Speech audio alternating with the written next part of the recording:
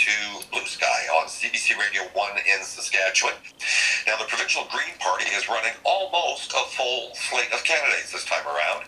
60 people in the province are running under the Provincial Green Party banner. The leader of the party is Regina Lujan Kennedy. Hello, Naomi. Yes. And Naomi Hunter joins us now. Thank you so much for taking time for us. Thank you very much for having me. I always enjoy being on CBC Radio. Well, thank you.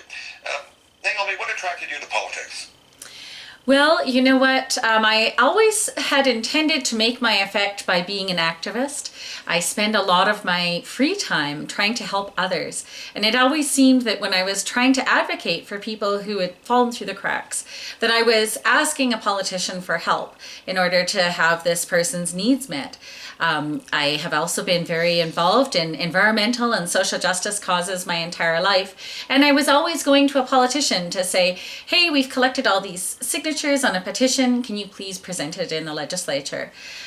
It finally occurred to me, and I had been thinking my entire life, well, I'll wait till my kids are grown up. I'm a single mother of 2 grown children. And I had thought, well, when my kids are done university and I've seen them through that, then I will get involved in politics.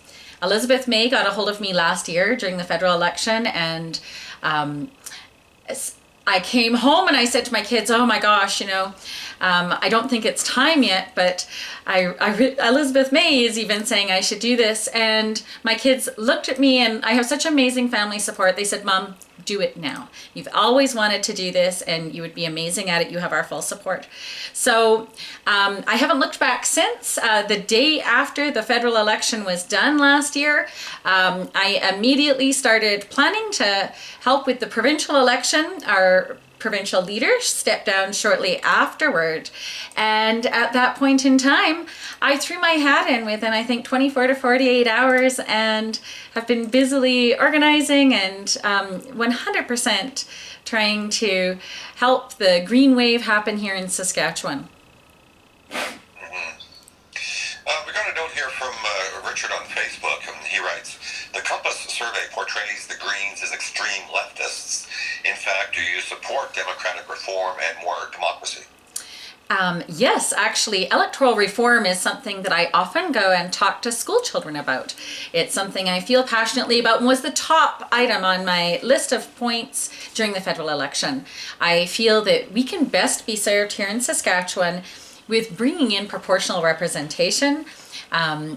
Our political system is extremely outdated. When Queen Victoria handed us our democracy and said, well, here, use first past the post, it was intended to be a temporary measure. She herself actually said at the time, this isn't best suited to your democracy. You guys already have more than 2 political parties, and this first past the post system works best when there's only 2 parties. So I would prefer to see a system which has been instituted almost everywhere else in Europe after the 1920s of proportional representation, where all parties are represented. 1 vote equals 1 vote. One of the things that distresses me the most that I hear at the door is from people is that they feel disillusioned with politics. They feel disconnected. They don't understand why they would vote because it means nothing and nothing they do is going to make any difference. I want to bring in a system in Saskatchewan where we have grassroots democracy and people feel very connected to their political party leaders and they feel like their vote counts. What do you say to those who argue that proportional representation usually leads to political deadlock? And, you've mentioned a few examples. Well, look how long it takes to form a government in Israel. Is it necessarily a good thing? I think Israel would be a particularly terrible example of proportional representation, and perhaps we would turn our eyes over to the beautiful New Zealand. New Zealand, I love you. Or Norway. New Zealand, we can see Jacinda Ardern as Prime Minister. The entire world has seen what heart-centered government can do there. And she's working in cooperation with all other political parties as her government has formed. So, I think that all of us can see extremely visible examples of how well leaders under a proportional representational system are handling things like the COVID-19 crisis, and how Jacinda Ardern and her government, formed of all parties, handled a situation with a mass shooting where they immediately banned such weapons. So I do think that there are examples out there that we can use that show that this does work. And Saskatchewan is a natural place for that kind of innovation. Okay, why do you think Saskatchewan would be a natural place to try PR? Because we're amazing and we always do things first. We, of course, brought in universal Medicare. I'm a farmer, and all the farmers I know are really innovative. Up before Tommy Douglas electrified our rural grid, most farmers actually were producing their own power. Saskatchewan people are where a lot of progressive thought has come from. When the Black Panthers came to Canada, they actually came to Saskatchewan back in the day. The women's movement, the suffragette movement had strong roots here in Saskatchewan. And so I think that this is a place where bringing in proportional representation, it's been brought forward 3 different times throughout our democracy, each time by a Liberal Prime Minister, and was then squashed by that same government. And so it could be brought in provincially or federally first. And I think that Saskatchewan is the kind of place where this would happen first and then spread through the country. Okay, I want to go to the phone lines now. We'll start with Aurelie in Regina. Hello. Hello. Thank you, Naomi, so much. I want to just start with thanking you so much for leaning in to let your name stand to be a politician. We're living in crazy times, and we need the best and the brightest and the passionate to help us guide us. Here's my question. Saskatchewan is the only province in Canada without a wetland policy. Also, citizens of this province, we can't get access to nitrates and phosphates that are entering upstream of our lakes. So if you walk around Wascana Lake, that lake is looking very sick and smelling very bad. Would you and your party ensure that water quality data is made available to the public so we can see what's happening upstream of that lake? Absolutely, Aurelie.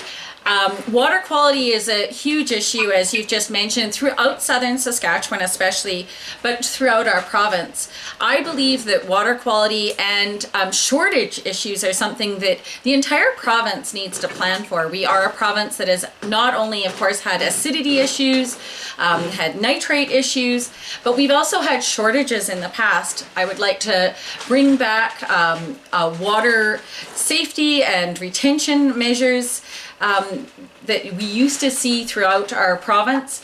We have had situations in the past where we've had severe droughts, and as the climate crisis continues, wetland issues and water security are going to be a major problem moving forward. And I think that we need to be proactive in addressing this, but especially the toxicity that we see in some of our waterways due to runoff and due to improper disposal of our sewage systems, and not making sure that we're looking after our wetlands properly. So absolutely, I would bring that in within the first 100 days in government. All right, Wayne asks, where does geothermal energy fit in your list of priorities? Geothermal is very, very important, especially in the issue that I see this as a natural way that a lot of our empty oil and gas wells could be revamped and fit quite nicely into our clean energy program. The same workers that installed those wells could still service them. I see this as a much more viable option along with solar and wind for our province than the SMRs, small modular reactors, that the Sask party is proposing, especially considering that we need set targets in this province. Although I did enjoy some of what Mr. Reddichuk had to say, my concern is that we need to look to the Paris Accord Agreement. We need to make sure that we hold to 1.5 degrees in order to ensure a livable world on this planet for our children.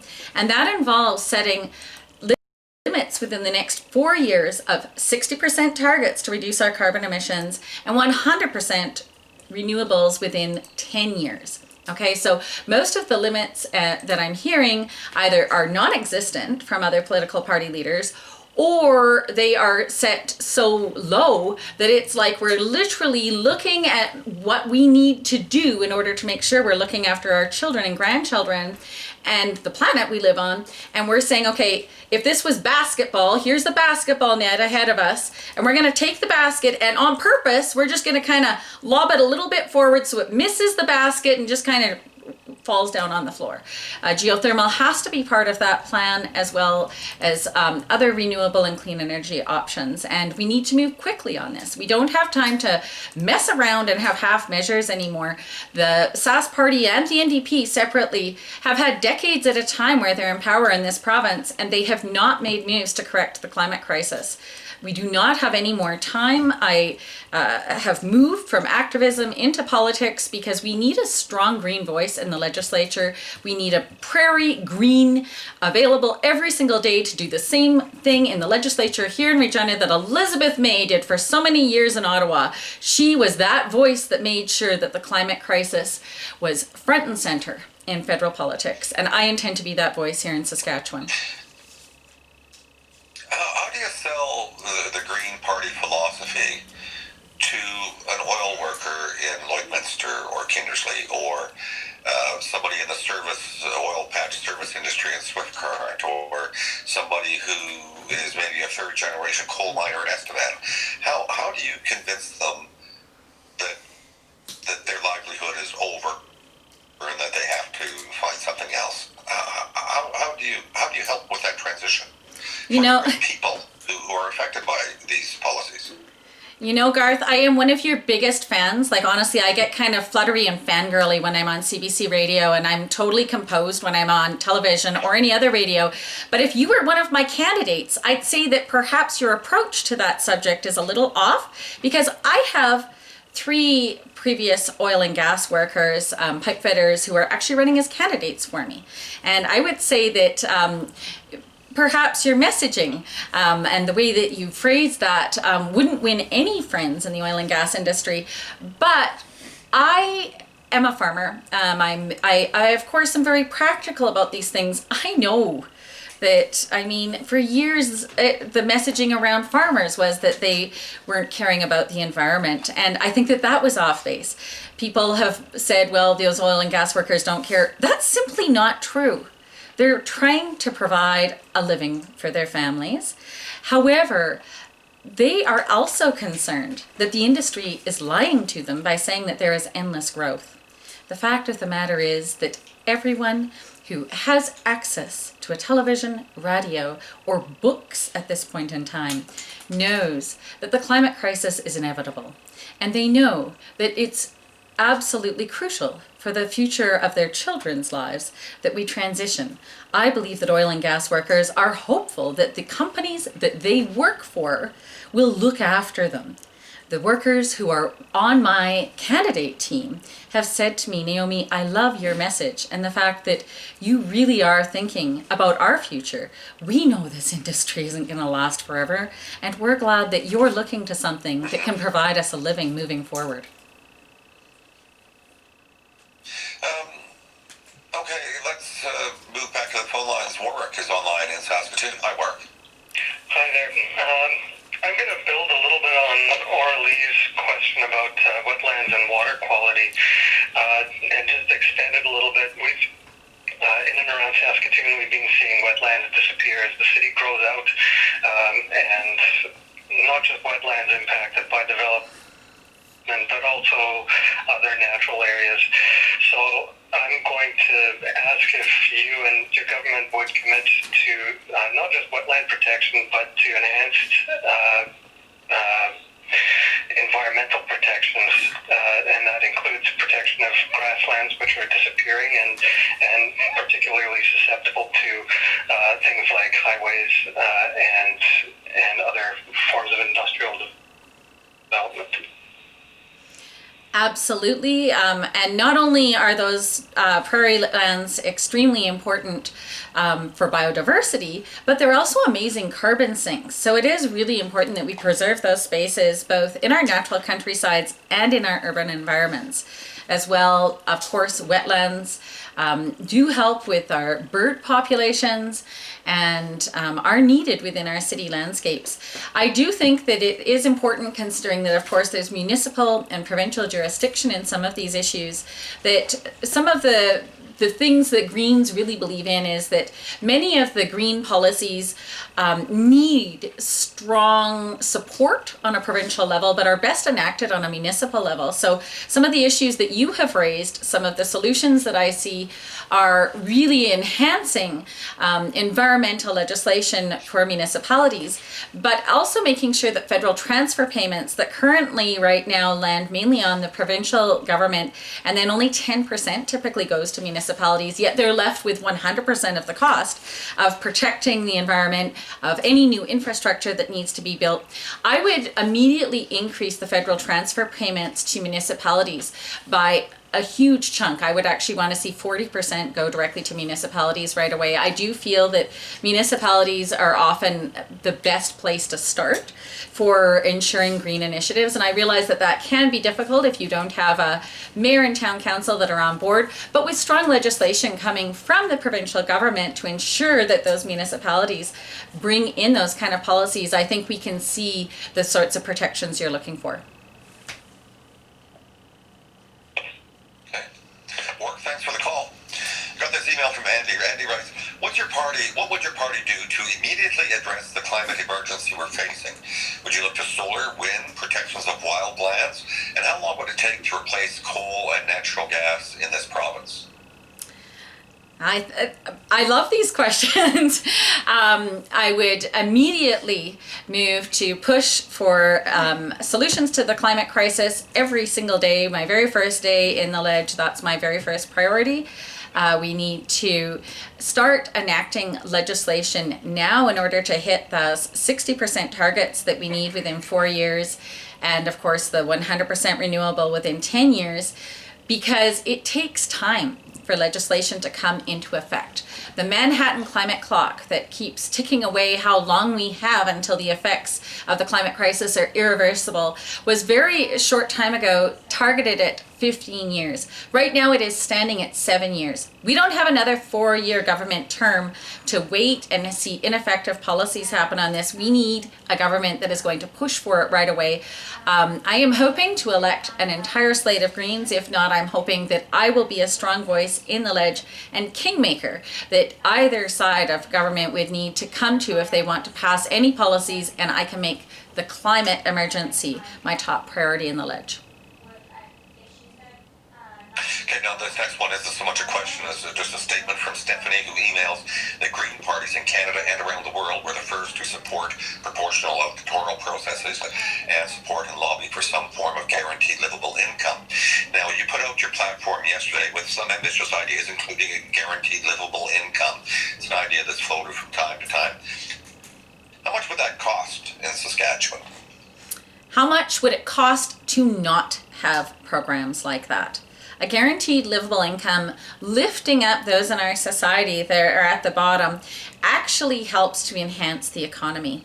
I am absolutely tired of that question of how much would it cost, because the fact of the matter is, would you say that if it was your aunt who has MS? I have an aunt with MS, and the very first thing out of my mouth isn't, how much would it cost to make sure she has the supports that she needs? A guaranteed livable income will actually help the economy, because right now our current social safety net system is very administrative heavy. We saw with the CERB during the COVID-19 pandemic that bringing in a income relief program like the CERB, like guaranteed livable income, actually means that we can get those relief funds out to people very, very quickly, and then it's easy to just see on a income tax level whether or not things need to be brought back. Societies that have brought in a guaranteed livable income tend to have more people who seek higher education. We have more doctors, more scientists, more higher educated individuals, more people who are able, if they have a sick family member, to know that they can be a caregiver and not be put into a financial crisis.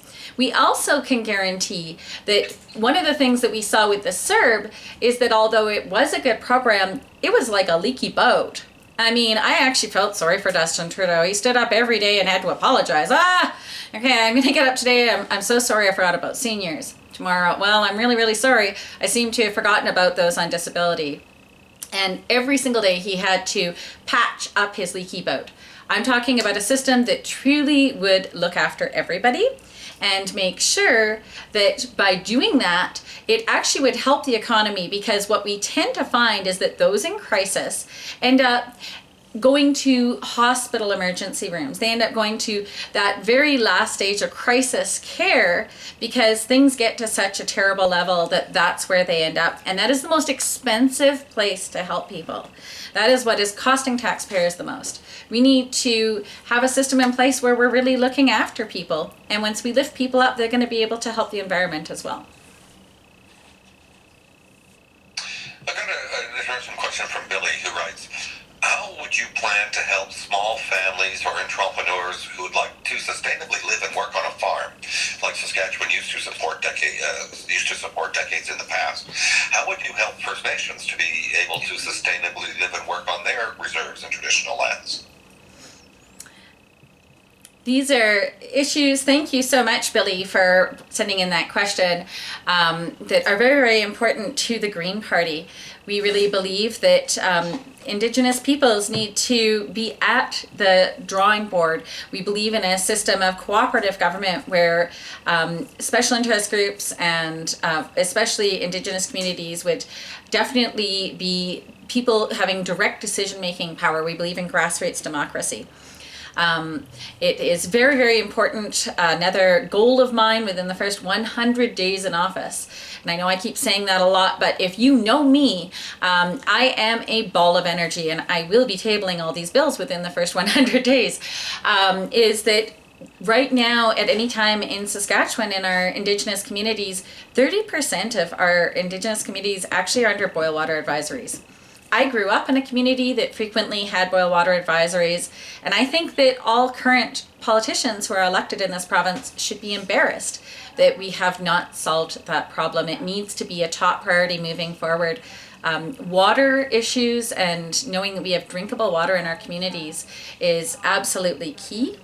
As far as small family farms, well, I farm on a small family farm every single summer, and I actually have been in the position of going to government. I've gone to the Minister of Agriculture, tried to get helps to when our farm experienced financial difficulties.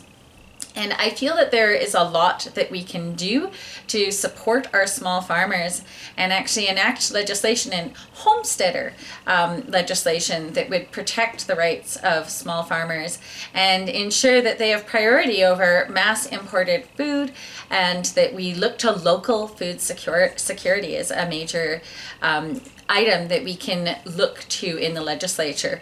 This is something that, practically speaking, again, the Greens have talked about these kind of issues for forever, but when COVID-19 hit and all of a sudden everybody was hoarding toilet paper and the grocery shelves were bare, I think we suddenly began to see why it would be incredibly useful to ensure that we have local food production and that we as Saskatchewan are able to source mainly from our local producers instead of the high carbon imprint of importing food from far away.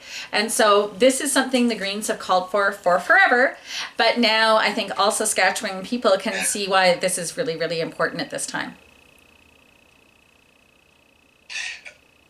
I'm going to get back to the callers real quick, but I just want to ask you quickly, given our climate, how do you have local food in the dead of winter? I mean, certainly we have meat and lentils and bread, but, the vast majority of our fresh vegetables have to be imported for 7 or 8 months of the year. How do you get around that? Well, I would encourage you, Garth. There's this amazing hydroponics garden system halfway between Saskatchewan and PA. They do an incredible job and do supply local farmers markets here in the province. This kind of technology is readily available. I actually have a hydroponics system in my house where I grow greens all winter. Encouraging this sort of small micro business to actually grow. The local food bank here in Regina actually has an indoor garden system that produces fresh vegetables all winter. These things are absolutely possible and available, and are options that we should really be looking towards. My personal dream, I actually thought that politicians would have acted by now. I would have thought, with the lifetime that I have spent trying to bring these issues to the forefront. I worked for Greenpeace. I have tabled countless, I've helped organize countless petitions and protests trying to encourage these issues to move forward. I would have thought that we would have already solved the climate crisis by now. I was intending to build an Earthship and be living off-grid, up in the northern woods, growing all my own food within my home. So I also think we need to enact legislation to encourage people to be able to build alternative homes that do enable people to grow their own food inside. But as far as production of local food here in Saskatchewan, the technology is absolutely available. Science has not let us down here. We just need to encourage those sorts of enterprises. Yeah. Would it need some sort of financial support from government to get off the ground? Well, absolutely. And again, people always kind of go, well, how are you going to pay for these projects? You know what? Government seems able to pay for projects when it comes to lining the pockets of their friends in big business. Right now, the government is proposing an unnecessary and ecologically untested, unstudied project of expanding the Diefenbaker Dam project. I can't believe that this has managed to slide under without a lot of media attention. I've done several interviews and have yet to see them appear where I keep bringing this subject up. But instead of spending $4 billion expanding the Diefenbaker Dam project, why wouldn't you, if you have that kind of money to throw around, into a giant mega project or $2 billion to build a bypass around Regina that went so incredibly far over budget, didn't use local labor. It used a company from France, actually, and one of their subsidiaries, SNC Lavalin. If the entire country doesn't know how dirty they are, they've been living under a rock. A 1.5 billion carbon capture and storage project that didn't work. Well, obviously we have $7.5 billion in this province for the government to spend on mega projects. I would say that it would be much more of a Saskatchewan approach. We are a province of pioneers. We're a province that has strong agricultural roots. And so instead of investing in individual people, investing in small micro businesses and startups, yes, investing in those sorts of things instead would make a lot more financial sense, because when you invest in people and small businesses, like, you know, my friend Joe, who just wants to start a roofing company. It's something he's been talking about for forever. Well, if the government was to help Joe with $20,000, it's going to have a lot more lasting effect than helping some big business that isn't even necessarily based in our province. The idea that if we just keep investing in big business, that somehow the trickle-down theory that's been talked about forever, it's gonna fall off of a roof somewhere and hit the rest of us at the bottom of the financial spectrum. I mean, I've been hearing that my entire life. I'm a single mother. Where it's not working, okay? We need to look after the people who, individual people, and lift them up as we talk about an economic recovery plan.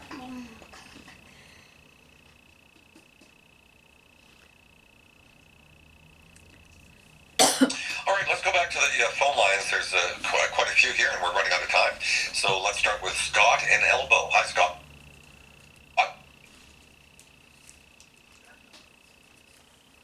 Hello, Scott and Elbow. Yeah, okay, we'll move on then. Sorry, Scott. Sorry, I didn't expect to get on this. Hold on. There we go. Thanks for that, Margaret Rose.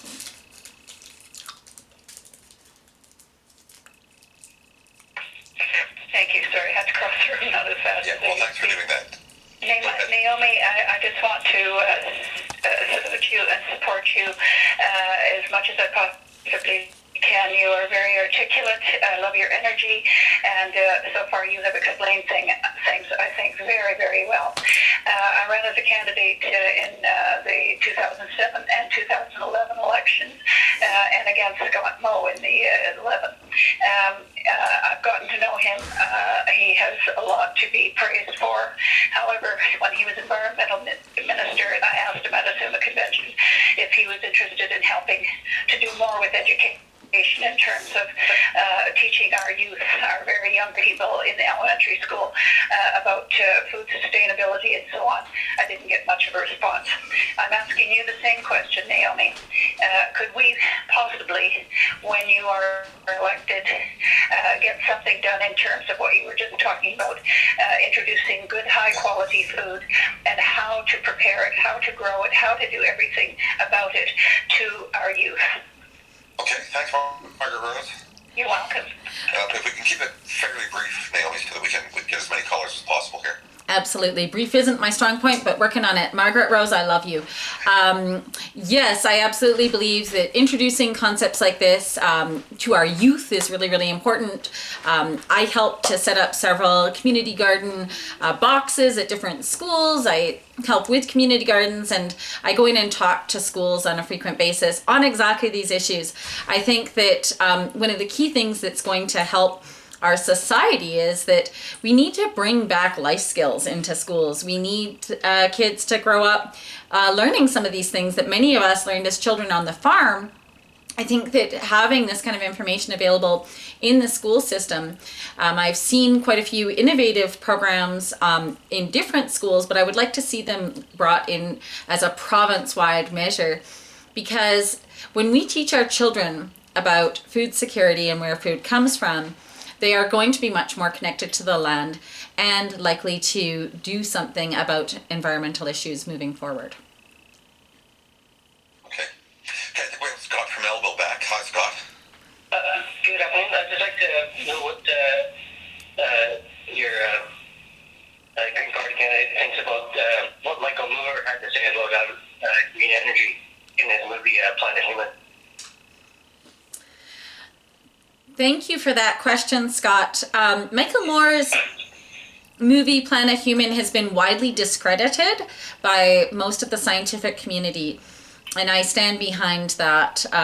I was really taken aback. Normally I've respected the work of Michael Moore, but I thought it was the worst piece he ever put out. Okay, let's move on to Alan in Regina. Hi, Alan. Hello there. Yeah, my question is a very short one. But I want to first say that I appreciated and enjoyed many of the answers that were given by Naomi, and I really particularly like the one about participant representation.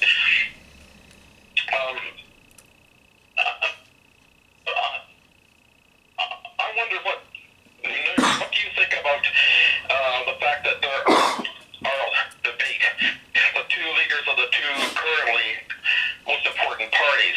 I mean, as a member of a secondary party, shall we say, but with one that has lots of good ideas, how do you feel about not being allowed to participate in that debate? Wow. Thanks, Alan. Scott, thank you for asking that question.